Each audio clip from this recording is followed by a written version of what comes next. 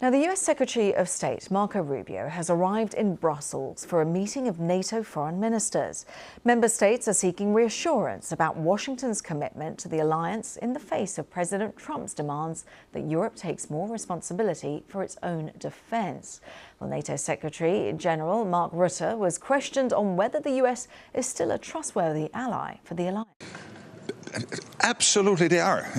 You've seen what President Trump himself said about Article 5, about NATO, his full commitment. We know that they have an expectation. The expectation is for the Europeans and the Canadians to spend more.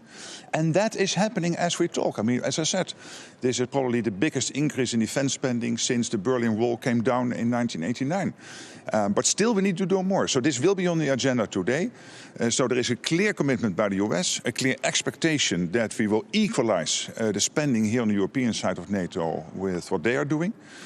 Because of the Russian threat, because of the build-up in China, look what they are doing with their nuclear arms, and of course Iran and North Korea.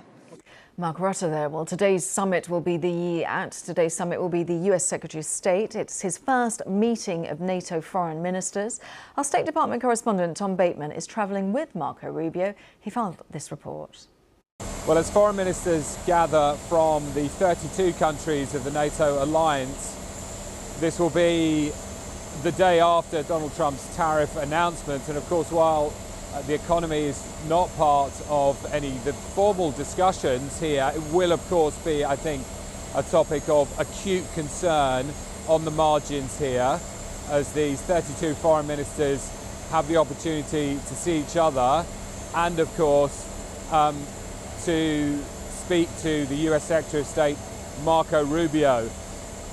The European Union's foreign policy chief, Kaja Kallas, is here as the EU calls this a measure of protectionism that they say will have devastating consequences, threatening to retaliate.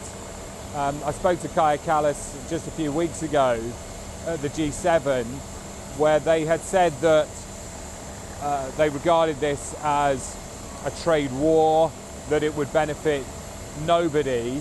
And of course now, within hours really of Donald Trump's announcements, all of these countries coming together here. And as I say, this of course will be something that on the fringes of this event is going to be discussed.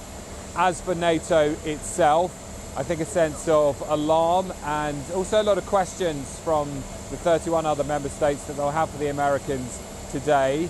All of this, of course, in the context of the Americans trying to get Russia and Ukraine closer to a ceasefire deal, but that raising a lot of questions for the other members of NATO. Concern, of course, about America's commitment to the alliance itself, and I think all of those will be put to Mr. Rubio. What the Americans want here is NATO members to up their spending, in some cases to double it on defense spending. The Americans are going to be pressing that hard here, but also my sense is that they will come, Mr. Rubio arrives here with a message of reassurance for their NATO allies and NATO partners about the US's long-term commitment to this alliance.